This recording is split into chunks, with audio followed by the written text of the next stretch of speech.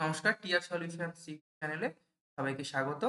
রেলের আপকামিং বিভিন্ন এক্সামের কথা মাথায় রেখে আমরা তোমাদের জন্য কিছু জেনারেল সায়েন্সের টপিক নিয়ে আজকে খুব এমসিকিউ নিয়ে আমরা আলোচনা করব। দেখো প্রশ্নগুলো তোমরা নিজেরা করতে পারো কিনা। আর আমরা তো অবশ্যই তোমাদের প্রতিনিয়ত টপিক নিয়ে আলোচনা করি, প্র্যাকটিস করতে থাকো এবং আমাদের চ্যানেলটিকে ফলো করতে থাকো। দেখো প্রথম প্রশ্ন রয়েছে, নিচের কোনটি প্লাজমা মেমব্রেনের তরল উপাদান? ৪ টে অপশন রয়েছে, মাইটোকন্ড্রিয়া, নিউক্লিয়াস, ক্রোমাটিন এবং সাইটোপ্লাজম। এর মধ্যে সঠিক উত্তর কোনটা হয়ে যাবে? সঠিক উত্তর হয়ে যাবে অপশন ডি, সাইটোপ্লাজম। কেন? দেখো কারণ সাইটোপ্লাজমই হচ্ছে মেমব্রেনের ভিতর একমাত্র তরল উপাদান যার মধ্যে অঙ্গাণুগুলো থাকে। ঠিক আছে? মাইটোকন্ড্রিয়া কি? মাইটোকন্ড্রিয়া নিউক্লিয়াস কি হয়? নিউক্লিয়াস হয় কোষের মস্তিষ্ক, কারণ নিউক্লিয়াস সমস্ত রাসায়নিক বিক্রিয়াগুলি পরিচালন করে। ক্রোমাটিন হচ্ছে নিউক্লিয়াস পদার্থ যার মধ্যে ডিএনএ থাকে। তাহলে সঠিক উত্তর হয়ে গেল আমাদের অপশন ডি, প্লাজমা মেমব্রেনের ভিতরের তরল উপাদান। এরপরে দেখো নেক্সট নেক্সট কোশ্চেন হচ্ছে প্রোপাইনের রাসায়নিক সূত্র কি? ঠিক আছে? এখানে দেখো দুটো জিনিসের উপর জোর দিতে হবে। একটা হচ্ছে প্রোপ আর আইন। ঠিক আছে? প্রোপ কখন হয় না ৩ টে কার্বন থাকলে তখনই প্রোপ। ৩ টে কার্বন থাকলে তখনই হয়ে যাবে প্রোপ। আর আইন রয়েছে। আইন মানে কিন্তু তোমরা জানবে দ্বিবন্ধন। ৩ টে বন্ধন থাকলে আমরা আইন ব্যবহার করব। ঠিক আছে? প্রোপ যুক্ত আইন। এখানে দেখো সম্ভব হবে অপশন বি, CH4 এর ক্ষেত্রে। এখানেই কিন্তু যৌগটা কি হবে? না ৩ টে কার্বন থাকবে এবং তারা দ্বিবন্ধন দ্বারা যুক্ত থাকবে। তাহলে প্রোপাইনের রাসায়নিক সংকেত হয়ে যাবে কি? C3H4। এটাকে মোটামুটি আমরা ভেঙে বলতে পারবো। ঠিক আছে? দেখো, দেখো তাহলে একটা ত্রিবন্ধন থাকবে এখানে।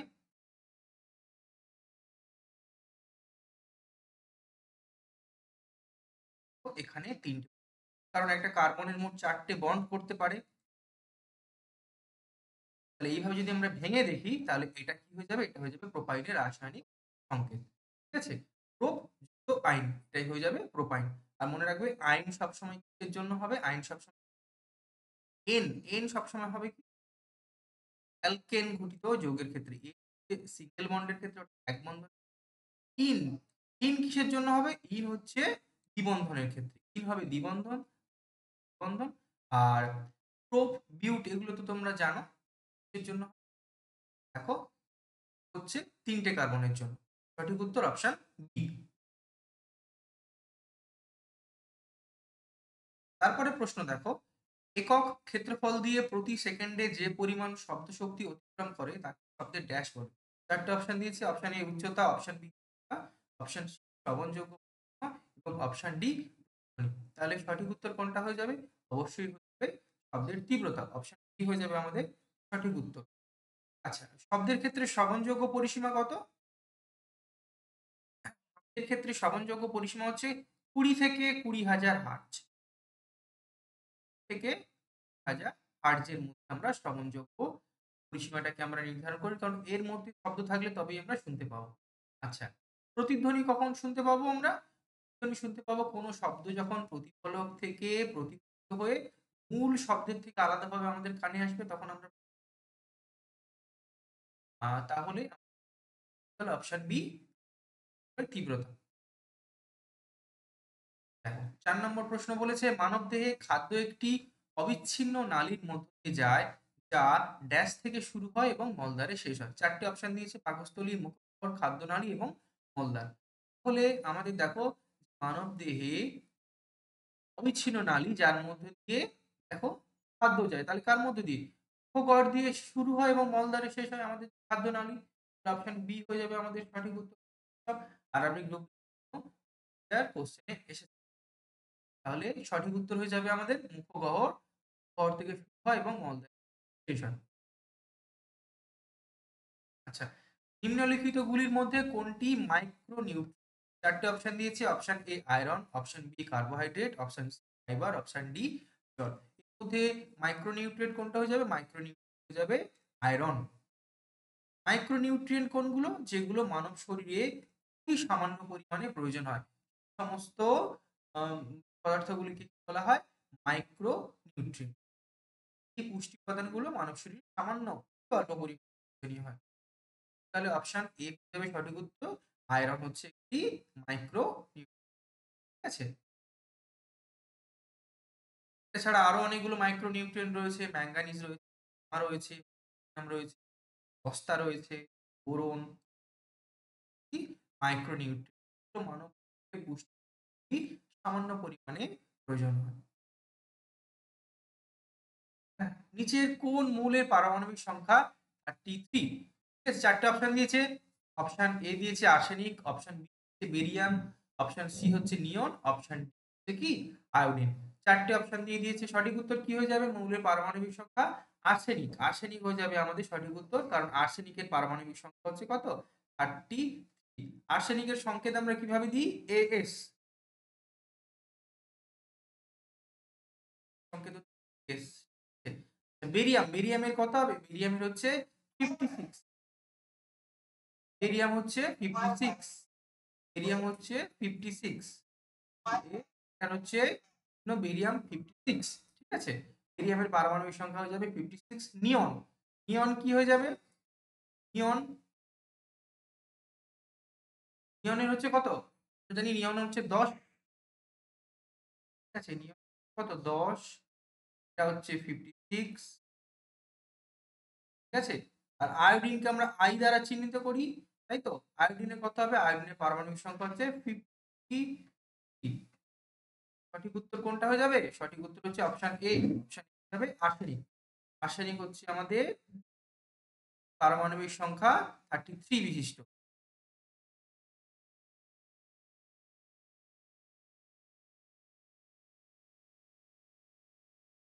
পরবর্তী প্রশ্ন দেখো। পুষ্টির যে পদ্ধতিতে জীব মৃত এবং ক্ষয়প্রাপ্ত পদার্থ থেকে পুষ্টি গ্রহণ করে তাকে ড্যাশ পুষ্টি বলে? ৪ টে অপশন দিয়েছে।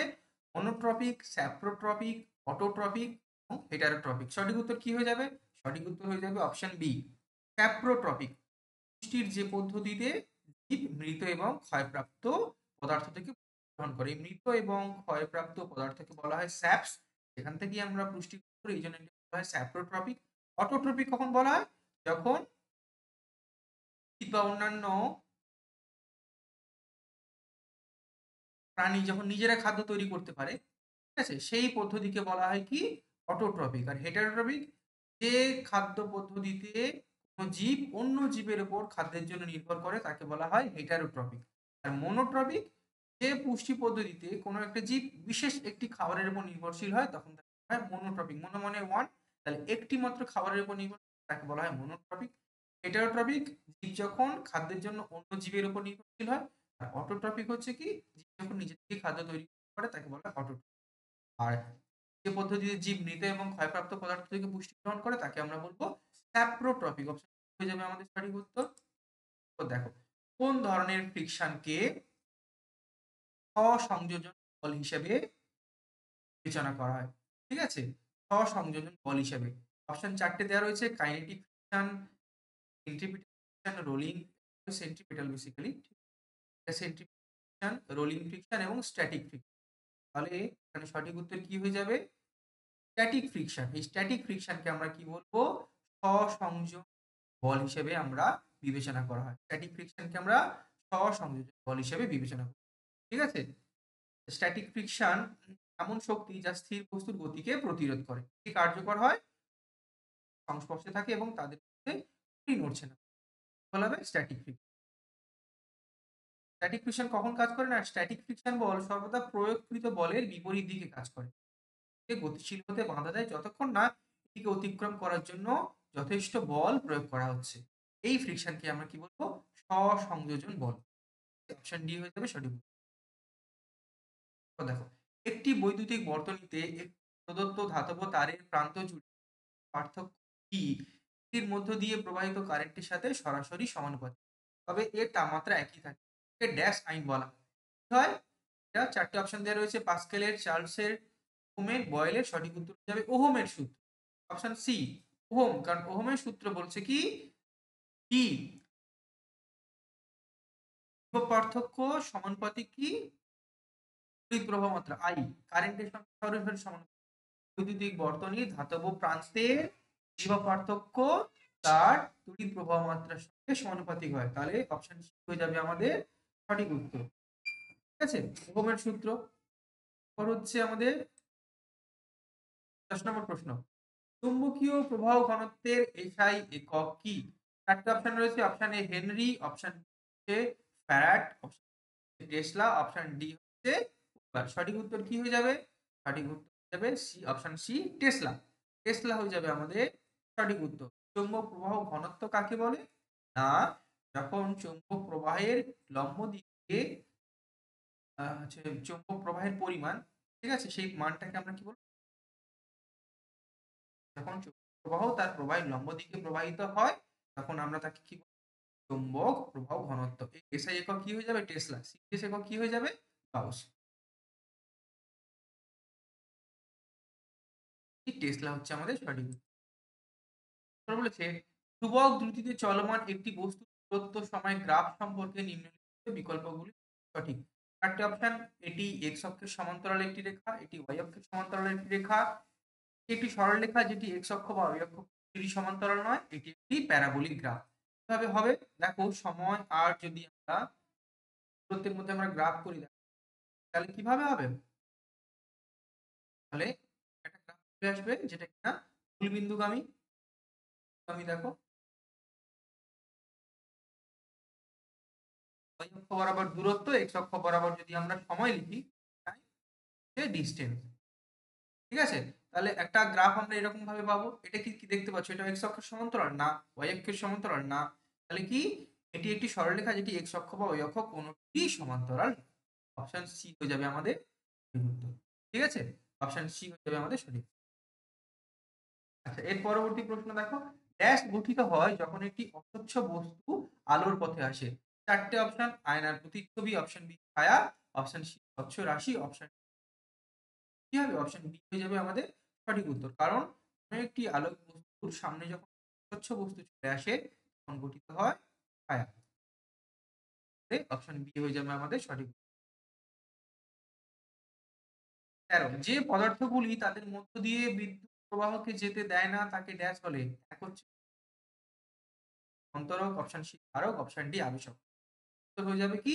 অন্তরক। অন্তরক পদার্থ কি করে? তার মধ্য দিয়ে প্রবাহকে যেতে বাধা সৃষ্টি করে। ঠিক আছে? কারণ অন্তরক পদার্থের মধ্যে থাকে না। অন্তরকের উদাহরণ কোনগুলো? রাবার, গ্লাস, প্লাস্টিক, বিভিন্ন পদার্থ যেগুলো অন্তরকের মধ্যে পড়ে। পদার্থগুলো কি করে? তাদের মধ্য দিয়ে বিদ্যুৎ প্রবাহকে যেতে দেয় না। এদের রেজিস্ট্যান্স এর মান অনেক বেশি। Option B অন্তরক। অন্তরক দেখো, ডায়ালিসিস প্রক্রিয়া মানবদেহের নিচের কোন কাজের সঙ্গে জড়িত? এ রয়েছে সম্বহন, অপশন বি রেচন, অপশন সি জনন, অপশন ডি শ্বসন। কখন হয় ডায়ালিসিস? কখন করা হয়? না, যখন বৃক্কের কাজ সম্পাদনের জন্য বৃক্ক সঠিকভাবে কাজ করতে পারে না তখন আমরা ডায়ালিসিস করি। শরীরে তার ফলে বর্জ্য পদার্থ অতিরিক্ত তরল পরিশোধিত হয় না। সেই সময় আমরা ডায়ালিসিস প্রক্রিয়া ব্যবহার করি। ডায়ালিসিস প্রক্রিয়া মানুষের রেশন কার্ডের সঙ্গে সম্পর্কযুক্ত। তবে আমাদের, ঠিক আছে? পরবর্তী প্রশ্ন দেখো, নিচের কোন এককে তরঙ্গ দৈর্ঘ্য পরিমাপ করা হয়? Option A angstrom, option B parsec, option C decibel, option D hertz. আমরা কখন ব্যবহার করি তরঙ্গ দৈর্ঘ্য পরিমাপের জন্য? অ্যাংস্ট্রম একক। কি একক? একে কিভাবে লেখা হয়? এই যে অ্যাংস্ট্রম লেখা হচ্ছে। মানে কত? 10 পাওয়ার মাইনাস 10 মিটার। 1 অ্যাংস্ট্রম সমান। এই এককে আমরা কি করি? পরিমাপ করি। পারসেক এককে কি করা হয়? পারসেক এককে অ্যাস্ট্রোনমিক্যাল দূরত্বের ক্ষেত্রে আমরা ব্যবহার করি। মহাজাগতিক দূরত্বের ক্ষেত্রে আমরা পারসেক ব্যবহার করি। ঠিক আছে? আর ডেসিবেল কিসের ক্ষেত্রে ব্যবহার করা হয়? শব্দের তীব্রতা বোঝানোর জন্য, প্রাবল্য বোঝানোর জন্য আমরা কি ব্যবহার করি? ডেসিবেল কথাটা ব্যবহার করি। আর হার্টজ কিসের জন্য ব্যবহার করি? হার্টজ ব্যবহার করি শব্দের কম্পাঙ্ক ব্যবহার করার জন্য। কম্পাঙ্কের একক বোঝানোর জন্য আমরা ব্যবহার করি। অপশন এ অ্যাংস্ট্রম অ্যাংস্ট্রম একক আমরা তরঙ্গ দৈর্ঘ্য পরিমাপ করার জন্য ব্যবহার করি। ঠিক আছে? এর পরবর্তী প্রশ্ন, ড্যাশ সিলিকন ডাই অক্সাইডের সাধারণ নাম। ৪ টা অপশন দিয়েছে। কি? Quartz, plaster of Paris, slate এবং সাদা ভিট্রিয়াল। সঠিক উত্তর কি হয়ে যাবে? কোয়ার্টজ। কারণ কোয়ার্টজ হচ্ছে সিলিকন ডাই অক্সাইডের সাধারণ নাম। কোয়ার্টজ। সিলিকন ডাই অক্সাইড কিভাবে দেওয়া হয়? সংকেতে SiO2। ঠিক আছে? সিলিকন এবং অক্সিজেনের বিক্রিয়ার মাধ্যমে তৈরি হয়। এর সাধারণ নাম হয়ে যাচ্ছে কি? কোয়ার্টজ। ঠিক আছে? এটি একটি শক্ত স্বচ্ছ খনিজ যা প্রায় গয়না এবং ঘড়িতে ব্যবহার করা হয়। কোয়ার্টজ।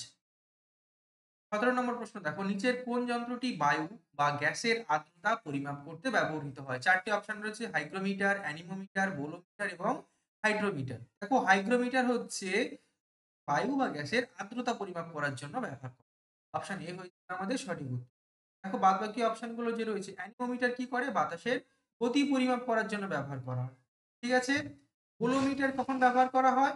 না, বোলোমিটার ব্যবহার করা হচ্ছে, দেখো, ইলেক্ট্রোম্যাগনেটিক বিকিরণ পরিমাপ করতে। বোলোমিটার ব্যবহার করা হয় ইলেক্ট্রোম্যাগনেটিক বিকিরণ ব্যবহার করতে। ইলেক্ট্রোম্যাগনেটিক বিকিরণ পরিমাপ করতে আমরা বোলোমিটার ব্যবহার করি। হাইড্রোমিটার কখন করি? না, তরল পদার্থের ঘনত্ব বা আপেক্ষিক পরিমাপ করার জন্য আমরা হাইড্রোমিটার ব্যবহার করে থাকি। তাহলে অপশন এ হয়ে যাচ্ছে কি সঠিক উত্তর, হাইড্রোমিটার, যা বায়ু এবং গ্যাসের আর্দ্রতা পরিমাপে ব্যবহার করা হয়। এরপর দেখো, একটি পার্থিব বাস্তুতন্ত্রের গাছপালা তাদের পাতায় পড়ে সূর্যালোকের প্রায় ১.৫% শক্তি নেয় এবং তা খাদ্য শক্তি করে। দেখো ৪ টি অপশন রয়েছে, ২০, ১০, ১ এবং ৫। অপশন সি হয়ে যাবে সঠিক উত্তর। কারণ যত পরিমাণ সূর্যালোক পড়ে পৃথিবীতে তার কেবলমাত্র ১% গাছপালা শক্তি সংগ্রহ করতে পারে। তারপরে সেটাকে খাদ্য শক্তি। তাহলে সঠিক উত্তর কি হয়ে যাবে? ১। ১% সূর্যালোককে ধরতে পারে সবুজ গাছপালা। ঠিক আছে? অপশন সি হয়ে যাবে আমাদের সঠিক। নিচের কোনটির অভাবে হাড় দুর্বল ও দাঁতের ক্ষয় হয়? Option A vitamin, option B iodine, option C calcium, option D iron. ঠিক আছে? সঠিক উত্তর কি হয়ে যাবে? ক্যালসিয়াম। কারণ ক্যালসিয়াম অভাবে হাড় দুর্বল এবং দাঁতের ক্ষয় হয়। ক্যালসিয়াম কি করে? হাড় এবং দাঁতকে মজবুত করে। তাই ক্যালসিয়ামের যদি অভাব হয় তখন হাড় দুর্বল এবং দাঁতের ক্ষয় দেখা দেবে। তাহলে অপশন সি হয়ে যাবে আমাদের। আচ্ছা, একটি পাত্র দীর্ঘসময়ের জন্য আর্দ্র বাতাসের সংস্পর্শে আসে। এটি একটি হালকা আবরণ অর্জন করে। পাত্রটি কি দিয়ে তৈরি? Option A phosphorus, option B carbon, option C তামা এবং অপশন ডি লোহা। সঠিক উত্তর হয়ে যাবে কি? তামা। কেন? তামা যখন অক্সিজেনের সংস্পর্শে আসে তখন কপার অক্সাইড তৈরি করে। কপার অক্সাইড কি হয়? কপার অক্সাইড হচ্ছে একটা সবুজ বর্ণের আবরণ তৈরি করতে পারে। কপার অক্সাইডের রং সাধারণত সবুজ বর্ণ দিয়ে। তাহলে এই যে আমরা তামাকে দেখতে পেলাম, তামা যদি বহুদিন ধরে বাতাসের সংস্পর্শে আসে, সেটি একটি সবুজ আবরণ অর্জন করে। এর জন্য করে? না, কপার অক্সাইডের জন্য। কপার অক্সাইড দেখতে সবুজ রঙের হয়। তাহলে সঠিক উত্তর হয়ে যাবে। তাহলে আজকে এইটুকুই। আবার পরবর্তী ক্লাসে আমরা আরো গুরুত্বপূর্ণ আলোচনা করব। তোমরা অবশ্যই আমাদের টেলিগ্রাম গ্রুপে জয়েন হয়ে যেও এবং আমাদের চ্যানেলটি ফলো করে আমাদের সাথে। পরবর্তী ক্লাসে আবার তোমাদের সঙ্গে দেখা হচ্ছে।